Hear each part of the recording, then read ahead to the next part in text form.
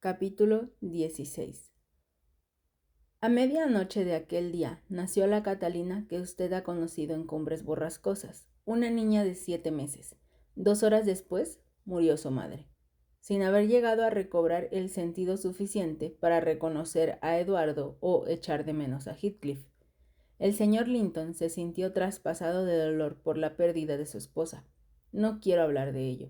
Es muy doloroso. Aumentaba su disgusto, a lo que se me alcanza, la pena de no tener un heredero varón. También yo lamentaba lo mismo mientras contemplaba a la huerfanita y maldecía mentalmente al viejo Linton, por haber decidido que en aquel caso fuese heredera su hija y no su hijo, que hubiera, a mi juicio, resultado lo más lógico. Aquella niña llegó con verdadera inoportunidad. Si la pobrecita se hubiese muerto llorando en las primeras horas de su existencia, a todos en aquel momento nos hubiera tenido sin cuidado. Más tarde rectificamos, pero el principio de su vida fue tan lamentable como probablemente será su fin. La mañana siguiente amaneció alegre y clara. La luz del sol se filtraba a través de las persianas e iluminaba el lecho y a la que en él yacía con un dulce resplandor. Eduardo tenía los ojos cerrados y apoyaba la cabeza en la almohada. Sus hermosas facciones estaban tan pálidas como las de un cuerpo que yacía a su lado. Su rostro transparentaba una angustia infinita, y en cambio el rostro de la muerta reflejaba una paz infinita. Tenía los párpados cerrados y los labios ligeramente sonrientes. Creo que un ángel no hubiese estado más bello de lo que ella lo estaba. Aquella serenidad que emanaba de la difunta me contagió. Jamás sentí más serena mi alma que mientras estuve contemplando aquella inmóvil imagen del reposo eterno. Me acordé y hasta repetí las palabras que Catalina pronunciara poco antes. Se había remontado sobre todos nosotros. Fuese que se encontrara en la tierra todavía o ya en el cielo, su espíritu indudablemente estaba con Dios. Quizás sea una cosa peculiar mía, pero el caso es que muy pocas veces dejo de sentir una impresión interna de beatitud cuando velo un muerto, salvo si algún afligido allegado suyo me acompaña. Me parece apreciar en la muerte un reposo que ni el infierno ni la tierra son capaces de quebrantar, y me invade la sensación de un futuro eterno y sin sombras. Sí, la eternidad, allá donde la vida no tiene límite en su duración, ni el amor en sus transportes, ni la felicidad en su plenitud. Y entonces comprendí el egoísmo que encerraba un amor como el de Linton, que de tan amarga manera lamentaba la liberación de Catalina. Cierto es que, en rigor, teniendo en cuenta la agitada y rebelde vida que había llevado, cabía dudar de si entraría o no en el reino de los cielos, pero la contemplación de aquel cadáver con su aspecto sereno facilitaba toda vacilación. —¿Usted cree, me preguntó la señora Dean, que personas así pueden ser felices en el otro mundo? Daría lo que fuera por saberlo. No contesté la pregunta de mi ama de llaves, pregunta que me pareció un tanto poco ortodoxa, y ella continuó. Temo al pensar en la vida de Catalina Linton que no sea muy dichosa en el otro mundo, pero, en fin, dejémosla tranquila, ya que está en presencia de su creador. En vista de que el amo parecía dormir, me aventuré, poco después de salir el sol, a escaparme al exterior.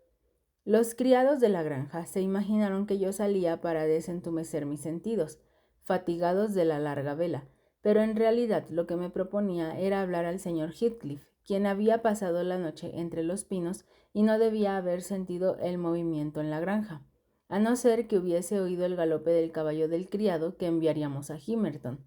De estar más cerca el movimiento de puertas y luces le habría hecho probablemente comprender que pasaba algo muy grave. Yo sentía a la vez deseo y temor de encontrarle.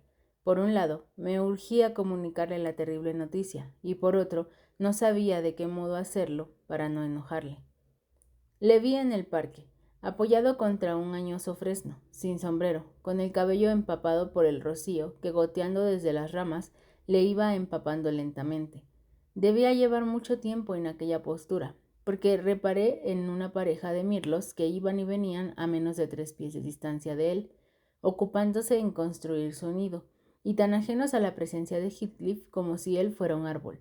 Al acercarme, echaron a volar y él, alzando los ojos, me dijo: ¿Ha muerto? ¿Tanto esperar para acabar recibiendo estas noticias? Vamos, fuera ese pañuelo, no me vengas con estos llantos. Iros todos al diablo, ¿para qué le valdrá ya vuestras lágrimas? Yo lloraba tanto por él como por ella. Es frecuente compadecer a personas que son incapaces de experimentar tal sentimiento hacia el prójimo y hasta a sí mismos. Al verle se me ocurrió que quizás sabía ya lo sucedido y que se había resignado y rezaba, porque movía los labios y bajaba la vista. Ha muerto, señor, contesté secando mi llanto, y está en el cielo, a donde todos iríamos a reunirnos con ella si aprovecháramos la lección y dejáramos el mal camino para seguir el bueno. Ja, ¿acaso crees que ella ha muerto como una santa? Cuéntame, ¿cómo ha muerto?, preguntó sarcásticamente Heathcliff. Fue a pronunciar el nombre de la señora, pero la voz expiró en sus labios y se los mordió. Se notaba en él una silenciosa lucha interna. Dime cómo ha muerto, volvió a preguntar. Noté que pese a toda su audacia insolente, se sentía más tranquilo teniendo a alguien a su lado.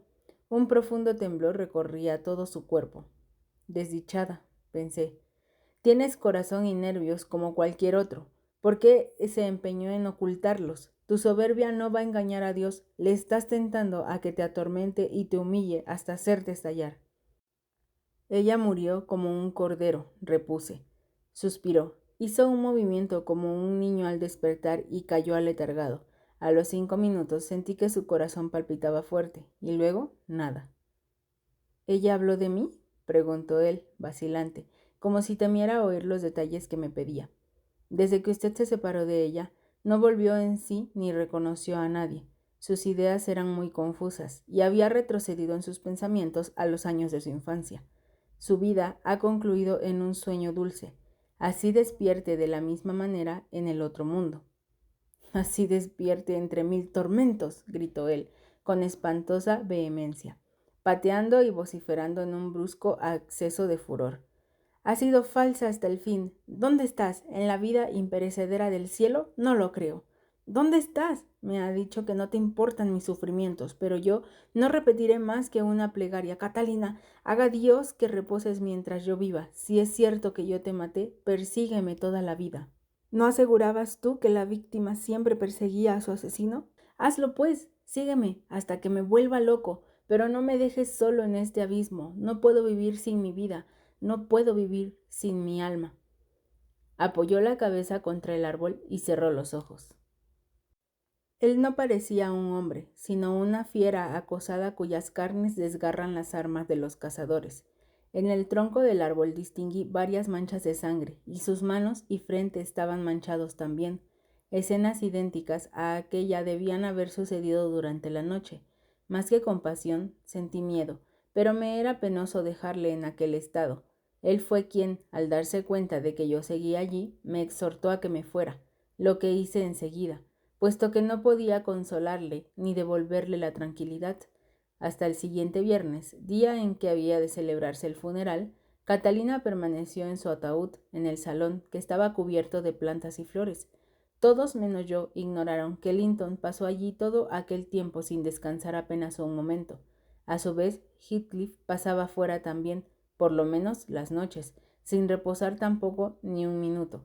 El martes, aprovechando un instante en que el amo, rendido de fatiga, se había retirado para dormir 2 horas, abrí una de las ventanas a fin de que Heathcliff pudiera dar a su adorada un último adiós.